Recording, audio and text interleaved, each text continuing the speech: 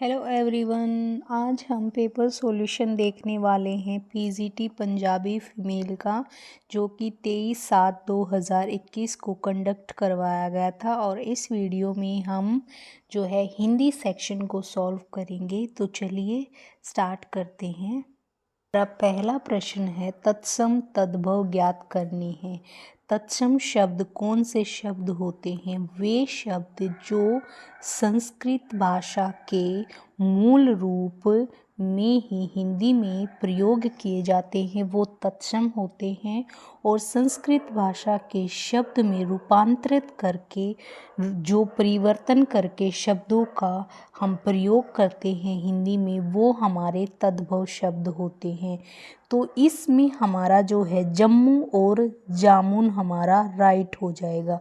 जम्मू हमारा तत्सम है और जो हमारा जामुन है वो हमारा तद्भव शब्द है। अगले प्रश्न पर चलते हैं।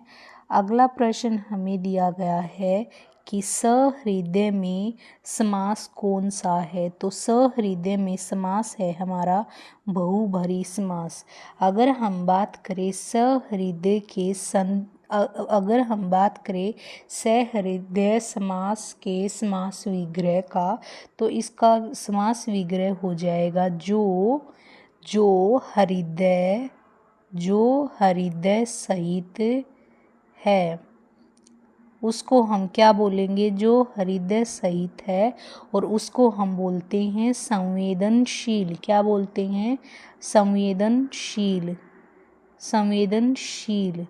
तो बहुब्रीहि समास हमारा क्या कहता है कि जिसके दोनों पदों में से कोई प्रधान नहीं होता, बल्कि तीसरा जो शब्द हमारे पास बनता है, यानी जो पद बनता है वो हमारा जो है उसके अंदर प्रधान होता है। तो आगे चलते हैं। अगला प्रश्न है हमारे पास, निम्नलिखित वाक्य में सार्वनामिक विशेषण ज्ञात कीजिए। सार्वनामिक विशेषण, देखिए सार्वनामिक विशेषण जो होता है ये हमारा विशेषण का ही भाग होता है। अब सार्वनामिक विशेषण होता क्या है? विशेषण के रूप में प्रयुक्त होने वाले सर्वनाम को सार्वनामिक विशेषण कहा जाता है। क्या? विशेषण के रूप में प्रयुक्त होने वाले सर्वनाम को सार्वनामिक विशेषण कहा जाता है। तो सार्वनामिक विशेषण के हमारे पास दो भेद होते हैं। कौन कौन से? एक होता है हमारे पास मौलिक सार्वनामिक विशेषण और दूसरा होता है हमारा यौगिक सार्वनामिक विशेषण। अब मौलिक सार्वनामिक विशेषण क्या होता है? जो सर्वनाम बिना रूपांतरण के मौलिक रूप में संज्ञा के पहले आकर उसकी विशेषता बतलाते हैं। जैसे यह घर मेरा है, यह किताब फटी है। तो ये हमारे क्या हो गए? जैसे यह जो आया वो किस में आ गया? मौलिक में। अब यौगिक में क्या होगा? यौगिक में होगा जो सर्वनाम रूपांतरित होकर संज्ञा शब्दों की विशेषता बतलाते हैं उन्हें हम यौगिक कहते हैं। जैसे ऐसा आदमी नहीं देखा, तो ऐसा जो मैंने लिखा यहाँ पर, ऐसा आदमी नहीं देखा।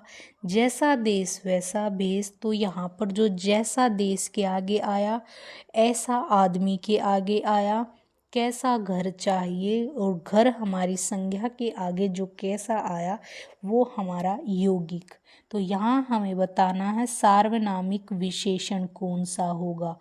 तो जो उस यानी कि ये संज्ञा के आगे आकर इसकी विशेषता बतला रहा है ना, तो उस जो है यहाँ पर, इसका यहाँ पर उस जो है वो हमारा सार्वनामिक विशेषण होगा।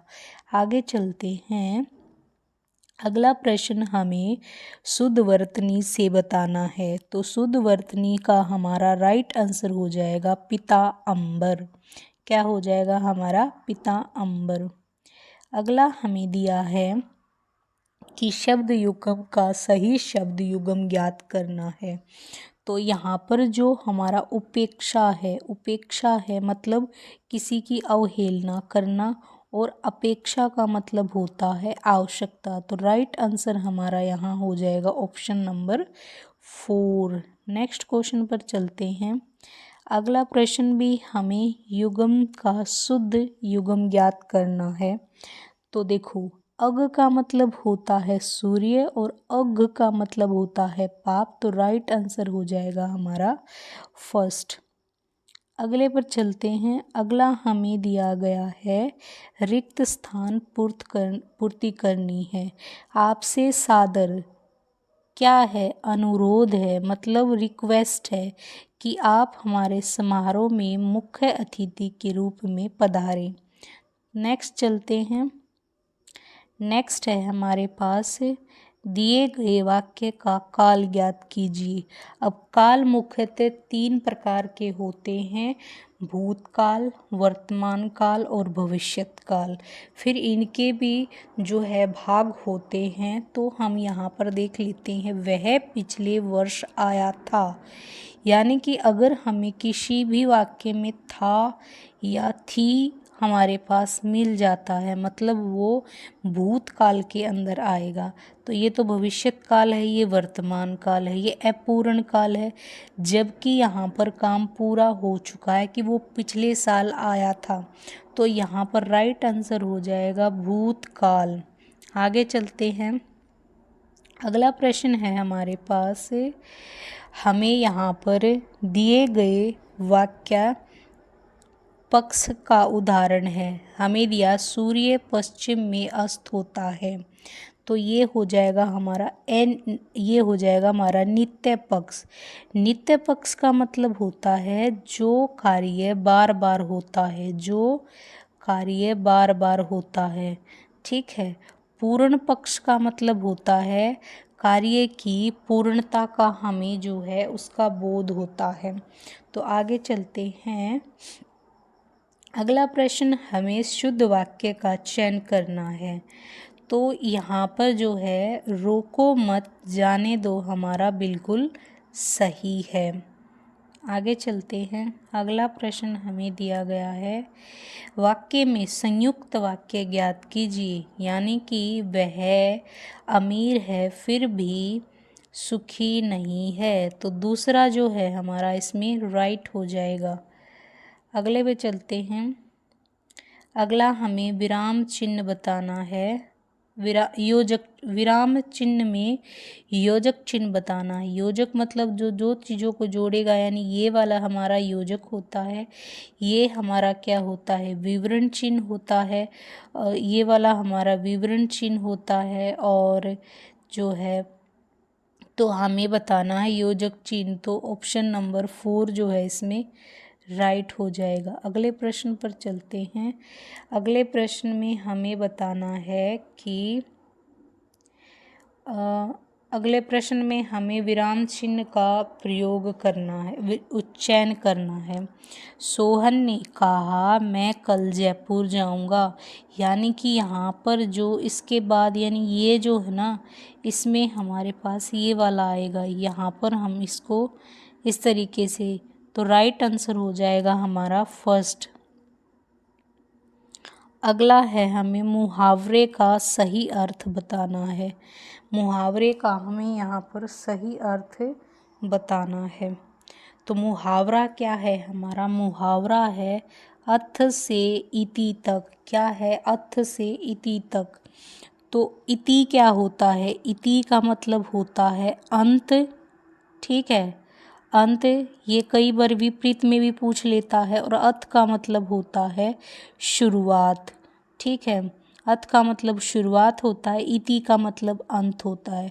तो यानी कि प्रारंभ से समापन तक क्या हो जाएगा? प्रारंभ से समापन तक। अगले प्रश्न पर चलते हैं। अगला प्रश्न दिया है हमारा मुहावरे से ही। मुहावरा है हमारा इज्जत बेचना। तो इज्जत बेचने का सही उत्तर हो जाएगा हमारे पास पैसे के लिए अपनी इज्जत लुटाना। तो क्या हो जाएगा? पैसे के लिए अपनी इज्जत लुटाना। आगे चलते हैं। अब हमारे पास जो है गद्यांश दिया हुआ है, तो गद्यांश दिया हुआ है, इस गद्यांश को जो है सभी लोग एक बारी वीडियो को पॉज करके रीड करेंगे और उसके बाद फिर हम अपने क्वेश्चंस पर चलेंगे। आशा करती हूँ आपने इसको रीड कर लिया होगा। आगे चलते हैं, तो चलिए हमारा पहला प्रश्न है, वृक्षों को क्या कहा जाता है? तो वृक्षों को क्या कहा जाता है? वृक्षों को कहा जाता है हरा सोना। अगला प्रश्न है, वृक्षों को क्या माना गया है? तो वृक्षों को माना गया है घनिष्ठ मित्र। अगला प्रश्न है हमारा, वृक्षों की महिमा किस में उल्लेखित की गई है? तो वृक्षों की महिमा जो है वो आदि ग्रंथों में उल्लेखित की गई है। आगे चलते हैं। अगला प्रश्न है, वृक्षों को किसने भेंट के स्वरूप में दिया है? तो ये हमें ईश्वर ने दी है। आगे चलते हैं। अगला है, उपयुक्त गद्यांश का उचित शीर्षक क्या होगा? तो इसका हो जाएगा हमारे वृक्षों का महत्व। क्या हो जाएगा हमारा? वृक्षों का महत्व। तो ये प्रश्न पत्र हमारा यही समाप्त होता है। अगर वीडियो पसंद आए तो वीडियो को लाइक करें, चैनल को सब्सक्राइब करें। ऐसे ही और सॉल्यूशंस देखने के लिए DSSB के पेपर्स के।